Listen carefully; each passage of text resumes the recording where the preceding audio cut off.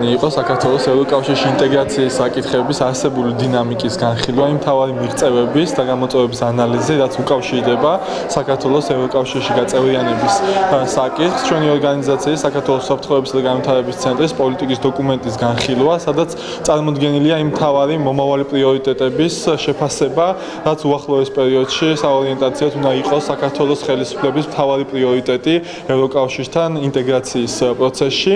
აქტიურად განვიხილეთ უვიზო მიმოსვლის საკითხი და ის პერსპექტივები, რასაც უვიზო მიმოსვლა საქართველოს მოქალაქეებს თავაზობს, ასევე ის სიკეთეები, რასაც ევროკავშირში ინტეგრაციით შეუძლია საქართველოს თითოეულმა მოქალაქემ ისარგებლოს.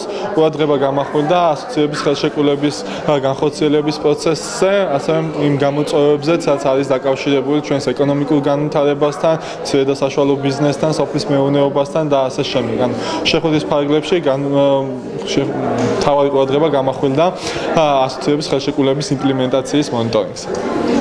შეხვედრაზე დაისვა ასევე კითხვები სტალინის ჯიშის სახელწოდების გადარქმევასთან დაკავშირებით. აი ამაზე რა გითხრათ? რამდენად არის მნიშვნელოვანი ევროკავშირში ინტეგრაციისთვის, ანუ რამდენად შეუწყობს ხელისუფლებას? ევროკავშირში ინტეგრაციის პროცესის ქუჩების სახელები ნამდვილად არ არის მნიშვნელოვანი. მნიშვნელოვანია მოქალაქეების პოზიციები, განწყობები და მნიშვნელოვანია ის, რომ ჩვენ ხარი დაუჭიროთ კანონის უზენაესობის, ადამიანის უფლებების, დემოკრატიული ღირებულებების დამკვიდრებას და გამტკიცებას ჩვენ საზოგადოებაში. სწორედ ამიტომაც ეს შეხვედრა ამ მხრივ იყო ძალიან მნიშვნელოვანი, ძალიან ბევრი პოზიტიური გზავნილი გაცხადა ამ მიმართულებით. აუდიტორია იყო ძალიან აქტიური და ძალიან მნიშვნელოვანია მსგავსი შეხვედრების ორგანიზება. ჩვენ ვაპირებთ საქართველოს 5 რეგიონში, საუნივერსიტეტო ქალაქებში გაიმართება მსგავსი შეხვედრები და ყველა დაინტერესებულ მხარეს, მათ შორის სტუდენტებს, ადგილობრივ საჯარო მოხელეებს, პროფესორებს, სამოქალაქო საზოგადოების წარმომადგენლებს ექნებათ შესაძლებლობა ამ საკითხებზე ძალიან ფართო დისკუსიის ორგანიზებაში ჩაერთონ და ჩვენთან ერთად განიხილონ ეს საკითხები. თქვენ ძალიან შეხვედრაზე ახსენებდით პირველი ნაბიჯები რა გადაიდგა ევროკავშირთან დაკავშირებით და რა სიკეთე უკვე განხორციელდა რომ გითხრათ. დღეს ჩვენი ევროინტეგრაციის დღის წესრიგს განსაზღვრავს ასოციების ხელშეკრულება, რომელიც გაფორმდა 2000 შევიდა სრულად უკვე 2016 წლიდან.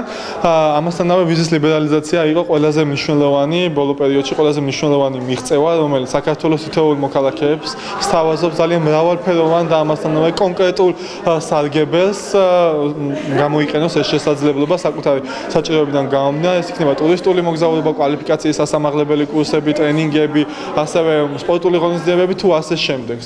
სწორედ ამიტომაც აი მას შორის განათლების მიღების და მოკლევადიანი სასწავლო კურსების თვალსაზრისით კვალიფიკაციის ამაღლებისთვის ეს იქნება სტრატეგიულად მნიშვნელოვანი. აი კონკრეტულად გვაინტერესებს უვიზო მიმოსვლის გარდა. რა სიკეთე განხორციელდა ამ პერიოდში, რაც უკვე უვიზო მიმოსვლა და პირველი ნაბიჯები გადაიდგა ევროკავშირი არის მთავარი დონორი საქართველოსი. წელიწადში დაახლოებით 100 მილიონზე მეტ დაფინანსებას ვიღებთ ევროკავშირისგან და ეს რა თქმა უნდა აისახება როგორც საქართველოს სოფლის მეურნეობაზე. EMPARD 3 პროგრამა დაიწყო სულ ახლახანს, რაც ხელს შეუწყობს მცირე და საშუალო ბიზნესის განვითარებას. სოფლის მეურნეობის მნიშვნელოვანი მხარდაჭერა არის განსაზღვრული ევროკავშირის დაფინანსების შედეგად და მომავალი პრიორიტეტიც არის სწორედ მცირე და საშუალო ბიზნესის მხარდაჭერა, რათა საქართველოს მოქალაქეებმა საკუთარ თავზე იგრძნონ უშუალოდ ის სიკეთე, რაც უკავშირდება თქვათ პროდუქციის თავისუფლად გატანას ევროკავშირის ბაზარზე. თქვენ იცით რომ მომსახურების, ასევე კაპიტალის თავისუფალი გადაადგილების შესაძლებლობა საქართველოს მოქალაქეებს უკვე აქვთ. ღრმა და ყოვლისმომცველი თავისუფალი ვაჭრობის შეთანხმების შედეგად, სწორედ ამიტომაც ეს იქნება ჩვენი ბიზნესისთვის მნიშვნელოვანი სტიმული იმისთვის, რომ საბაჟო გადასახადების გარეშე შევძლოთ პროდუქციის გატანა ევროკავშირის და შენგენის ზონაში და ეს მნიშვნელოვნად შეუწყობს ხელს ინვესტიციების მოზიდვას და ასევე ახალი სამუშაო ადგილების შექმნას ჩვენს ქვეყანაში. ეგ არ დამაწერე. კონკრეტულად თქვენ ახსენებთ, რომ გადამზადება მოხდა, გაგზავნილია უკვე პოლიტიკური ყურადღება და მოყოლი მომკარი რომ უკვე მედდები არიან გაგზავნილი კი ბატონო. აი მაგაზე ვიდა რომ პირველი ნაბიჯებზე